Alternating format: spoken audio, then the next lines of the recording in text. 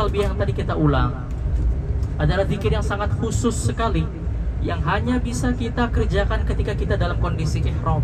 Gak bisa kita kerjakan di Indonesia, gak bisa kita baca setelah sholat misalnya, hanya dalam kondisi ihram. Khusus Allah desain hanya untuk ibadah haji dan ibadah umrah. Maka perbanyak talbiyah ya ketika sedang dalam kondisi ihram. Kapan kita selesai membaca talbiyah? Ketika kita masuk Masjidil Haram sebenarnya ya. Tapi ada beberapa info yang perlu kita sampaikan. Yang pertama mengenai teknis keberangkatan kita, teknis kita menunaikan ibadah umroh. Bapak dan Ibu sekalian, insya Allah kita akan sampai di hotel dalam beberapa menit ya. Alhamdulillah bis kita sudah sampai di hotel. Koper-koper kita oleh tim Ammar Tour juga sedang dibagikan ke tiap kamar. Ada koper ataupun tas kabin yang gak ada namanya nanti akan semuanya di drop ke posko seperti kemarin ketika berada di Madinah ya. Jadi nggak perlu khawatir. Kemudian ya, begitu kita turun dari bis, Bapak dan Ibu seluruh jemaah Ammar Tour dipersilahkan untuk langsung menuju ke resto untuk makan malam. Silahkan makan malam secukupnya. Jadi jangan terlalu kenyang Pak, nanti takut ngantuk. Iya, perutnya berat jadi malas gerak ya. Secukupnya saja, tapi jangan nggak makan, karena kita sedang pakai kain ihram, takutnya nanti kita masuk angin. Jadi silahkan makan secukupnya, isi tenaga, istirahat. Kita akan bagikan kunci kamar. Alhamdulillah nih jemaah Ammar Tour belum nyampe, kunci kamar udah ready, koper udah ready. Masya Allah, diberikan kemudahan Pak, kemudahan dari Allah Subhanahu wa Ta'ala. Kita akan bagikan kunci kamar setelah makan. Silahkan kepada seluruh jemaah Ammar Tour untuk kembali ke kamar. Yang paling pertama kami sarankan untuk ke toilet ya. Bagi yang ingin buang air besar mungkin buang air kecil, karena akan sangat susah sekali mencari toilet ketika kita sudah turun ke lantai Ka'bah. Adanya tempat wudhu ada, tapi kalau toilet harus keluar kemudian turun ke bawah tanah ya. Jadi silahkan ke toilet dulu, kemudian istirahat. Insya Allah kita bertemu lagi di lobi jam 9.30 malam. Nggak perlu maghrib isya di kamar. Insya Allah kita akan menunaikan sholat maghrib isya di jamak qasar di depan Ka'bah bersama-sama insya Allah ya. Kita ulangi. Begitu sampai di hotel, Bapak dan Ibu akan diarahkan ke resto. Kita bagikan kunci kamar, kemudian silahkan beristirahat sejenak ya. Yang ingin ikut umroh bersama kami, kita tunggu jam 9.30 malam di lobi. Pertama sudah ke toilet, kemudian yang kedua yang gak kalah penting, sudah berwudu dari kamarnya masing-masing. Karena kita akan sholat maghrib isya, kemudian tawaf. Setelah tawaf juga ada sholat sunnah 2 rakaat di belakang makom Ibrahim. Meskipun ada perbedaan pendapat para ulama, apakah tawaf wajib berwudu atau tidak, saya memilih pendapat tawaf dalam kondisi berwudu, karena seakan-akan tawaf itu sholat. Makanya sholat tahiyatul masjid di Masjidil Haram itu bisa digantikan dengan tawaf ya. Selain itu juga selesai tawaf kita ada sholat sunnah 2 rakaat. Jadi minimal Bapak dan Ibu menjaga wudhunya sampai selesai sholat 2 rakaat di belakang makom Ibrahim. Adapun sa'i, kita ulangi, adapun sa'i, semua ulama sepakat tidak mewajibkan wudhu ya. Jadi silahkan Bapak dan Ibu sebelum turun dari kamarnya masing-masing, jadi jangan cari toilet di resto atau di lobi hotel. Dari kamar silahkan dipersiapkan. 9.30 turun ke bawah, kita akan memulai prosesinya. Sholat maghrib isya di Masjidil Haram, tawaf. Selesai tawaf, sholat 2 rakaat di belakang makom Ibrahim, minum air zam-zam, berdoa ya.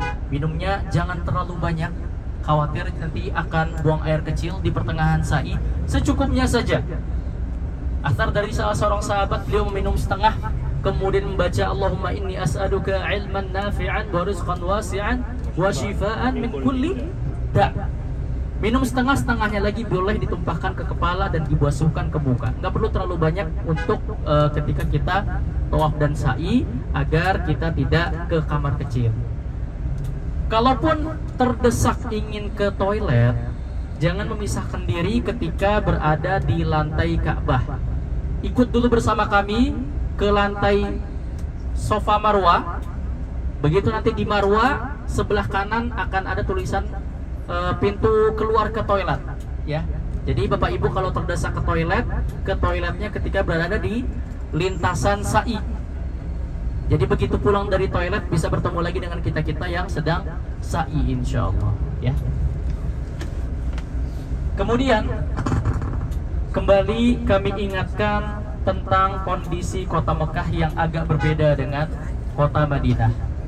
Kota Mekah, Bapak dan Ibu akan menemukan lebih padat, lebih crowded, ya, dibandingkan kota Madinah. Jadi sangat disarankan kepada para jemaah untuk sudah berada di Masjidil Haram minimal setengah jam sebelum azan, terutama untuk sholat-sholat yang ramai seperti maghrib, isya, dan subuh, karena Masjidil Haram itu cepat sekali ditutupnya. Tapi nanti karena kita di bagian ajiat, sebenarnya kalau ingin sholat di lantai 2 atau lantai 3, insya Allah ntar ada tangga ke atas untuk mengakses Masjidil Haram di bagian dalam, ya.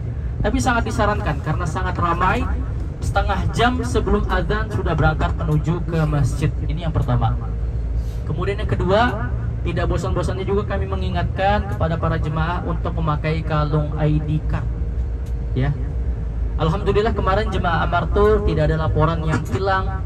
Berarti Bapak dan Ibu semoga sudah memaksimalkan kesempatannya selama berada di Masjid Nabawi. Kita berharap juga seperti itu ketika berada di Mekah. Karena kalau hilang, sebenarnya yang rugi Bapak dan Ibu. Capek nanti keliling-keliling cari hotel, ya. Kemudian bingung mau istirahat, mau bertanya kadang malu. Kalau ada ID card itu akan sangat membantu sekali. Samperin aja polisi, tunjukkan ID cardnya, dan kita akan siap menjemput Bapak dan Ibu sekalian, ya. Sekali lagi, ID card sangat penting ketika kita berada di Masjidil Haram. Yang kedua, meskipun sudah pakai ID card, untuk keluarga yang mungkin bawa orang tua yang sudah sepuh, butuh perhatian lebih, butuh kasih sayang lebih, butuh penjagaan lebih, dimohon untuk tidak meninggalkan keluarganya berjalan sendirian. Ditemani Pak ketika beribadah, meskipun pakai kalung ID card. Kadang sebagian jemaah meskipun pakai ID card tetap bisa hilang. Nah, untuk meminimalisir hal-hal seperti ini, meskipun pakai ID card ditemani ibadahnya, ya. Ini mengenai Masjidil Haram. Kemudian yang ketiga apalagi ya? ID card. Shell. Kenapa Pak? Shell. Oh ya, Shell. Untuk ID tanda pengenal juga silahkan. Ini umroh pakai Shell juga San? Ibu-ibu. Oh ibu-ibu, ya, ibu-ibu kita minta kesediaannya untuk ketika nanti melaksanakan ibadah umroh memakai Shellnya untuk menandai rombongannya, ya, untuk menandai rombongannya, insya Allah. Alhamdulillah, insya Allah kita sebentar lagi akan sampai di hotel, ya. Kita akan jelaskan tentang keutamaan kota Mekah, fadilah kota Mekah, sejarah kota Mekah ketika city tour, insya Allah. Adapun sekarang kita akan menjelaskan teknis keberangkatan atau pelaksanaan ibadah umroh kita, insya Allah. Udah dibayarin? Kalau yang gondol? Nah, ini juga. Iya. Iya. Barbershop nyari nanti. Ya. Kalau bareng-bareng. Ya, berapa dulu? Ya Pak. Kenapa Pak Sukardin? Yang gimana Pak? Yang pakai kursi roda. Nggak perlu khawatir, tenaga pendorongnya nanti juga sudah ready di lobi, insya Allah, ya. Tapi nanti Pak Sukardin mungkin karena kita akan sholat di lantai Ka'bah, Bapak nanti akan sholat maghrib isya tidak bisa bersama kita karena kita turun ke bawah. Adapun lintasan kursi roda berbeda. Bapak nanti bisa akan sholat maghrib dan isya secara mandiri di jamak qashar Pak, 3 rakaat 2 rakaat, ya. Nanti akan diarahkan oleh pendorongnya. Nggak perlu khawatir, pendorongnya juga pelajar tanah suci, anak Mahat Haram, ya, yang belajar langsung di Masjidil Haram kota Mekah, akan dibimbing sesuai dengan tuntunan Nabi Shallallahu Alaihi Wasallam. Sholatnya juga nanti akan dipilihkan lokasinya, ya. tapi lintasannya berbeda dengan lintasan kita, ya. Jadi nggak perlu khawatir Pak Supardin akan diantarkan dari kamar ke kamar, insya Allah. Juga nanti akan diantarkan ke barbershop, ya. Nah, ini dari Amartur tadi. Bagi yang ingin botak, ya, insya Allah akan difasilitasi oleh Amartur. Kata Nabi SAW, Allahumma arhamil muhalliqin. Ya Allah, rahmatilah orang-orang yang menggundul habis rambutnya. Para sahabat bertanya, wal muqassirin ya Rasulullah, orang yang mendikan rambut pahala apa enggak? Nabi mendoakan, Allahumma arhamil muhalliqin. Ya Allah, rahmatilah orang yang menggundul habis rambutnya. Para sahabat bertanya lagi, wal muqassirin ya Rasulullah, yang pendek dapat pahala apa enggak? Allahumma arhamil muhalliqin. 3 kali didoakan untuk orang-orang yang menggundul habis rambutnya. Baru kemudian Nabi mengatakan wal muqassirin, dan juga untuk orang-orang yang memendekkan rambut. Ini sebuah anjuran untuk bapak-bapak sekalian, terutama yang baru mengerjakan umroh pertama kali. Silakan menggundul habis rambutnya. Kalau ada yang ingin badal dari Taif, bagaimana rambutnya udah nggak ada, nanti kita jelaskan bagaimana cara tahallul untuk orang-orang yang botak. Minimal untuk pribadi umrohnya sempurna, ya. Ini saran dari kami. Adapun saya, karena saya akan tinggal di sini lebih lama dan akan menemani jemaah berikutnya, saya akan memilih pendek, dan bukan berarti pendek lebih baik. Karena saya akan tinggal di sini selama kurang lebih 3 bulan menemani beberapa jemaah. Kalau digundul agak repot. Ya, nah. Let's go,